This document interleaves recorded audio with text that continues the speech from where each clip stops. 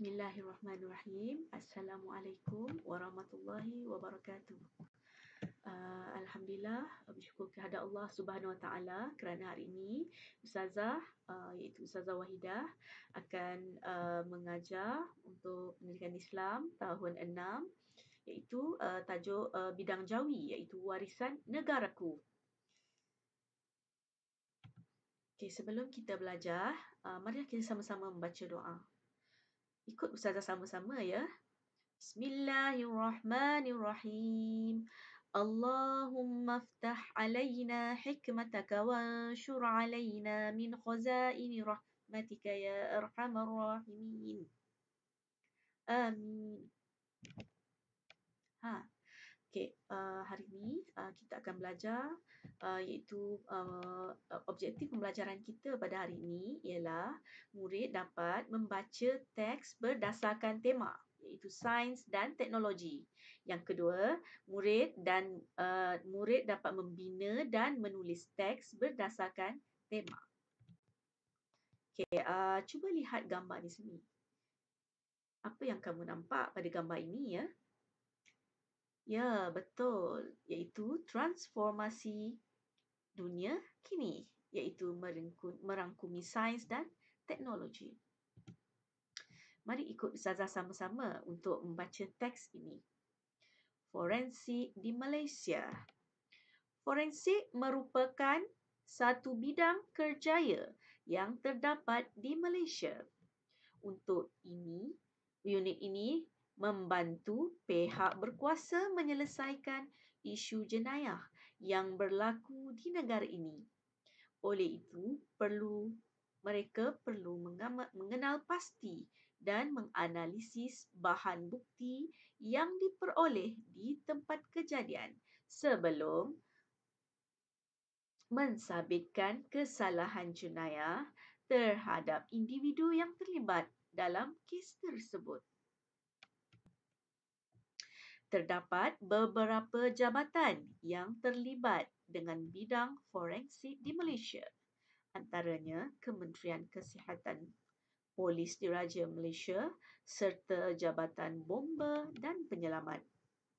Antara bidang forensik pula ialah perubatan forensik, sains forensik, radiologi forensik, clinical forensik, dan histologi forensik.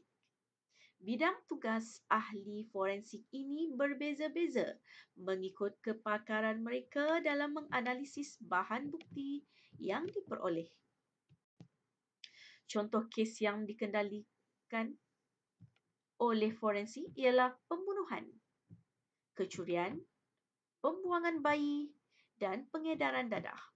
Kes ini akan disiasat mengikut bahan bukti forensik yang ditemui pada badan manusia, objek atau suatu yang terhasil di tempat kejadian. Berdasarkan bahan bukti tersebut, unit forensik akan membuat siasatan.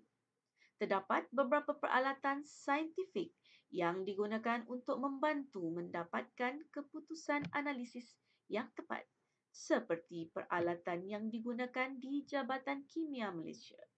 Antaranya ialah kromatografi, gas dengan mass selective detector, genetic analyzer, dan kedua-dua ini adalah antara peralatan yang digunakan oleh unit forensik.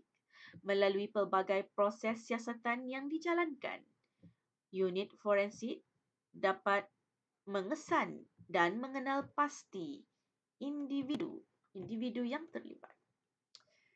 Pengesanan produk halal. Kesedaran terhadap keperluan barang halal semakin mendapat tempat dalam kalangan masyarakat Malaysia. Perkara ini mendorong beberapa tokoh akademik Muslim di Malaysia untuk menghasilkan beberapa alat untuk mengesan status halal suatu produk. Antaranya ialah penghasilan halal rekaan Dr. Muhammad Zali Shah Muhammad Hussein. Alat tersebut menggunakan perisian dalam telefon pintar. Alat ini akan memaparkan 3 warna berbeza apabila melakukan imbasan pada barkod sijil pengesahan yang dikeluarkan oleh pihak Jabatan Kemajuan Islam Malaysia pada setiap bungkusan produk. Kit mudah ini ialah kit mudah alih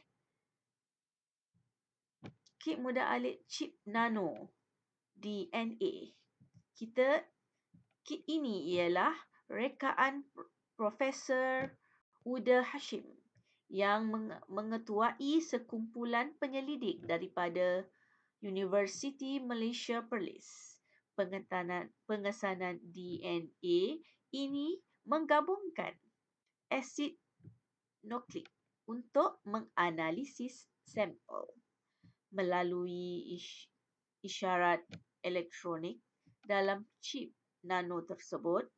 Pembaca dapat mengesan status halal produk yang dipilih, sama ada dalam makanan, kosmetik, ubat-ubatan dan pakaian.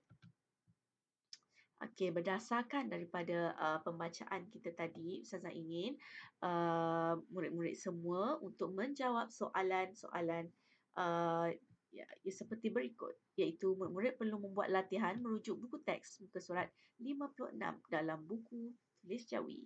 Iaitu murid-murid kena buat latihan pertama dan kedua, kemudian ambil gambar dan hantar kepada Ustazah. Sekadar itu sahaja daripada Ustazah. Jangan lupa ya, kerja yang Ustazah suruh buat tu. Okey. Sekian, wabillahi taufiq wal hidayah. Wassalamualaikum warahmatullahi taala wabarakatuh.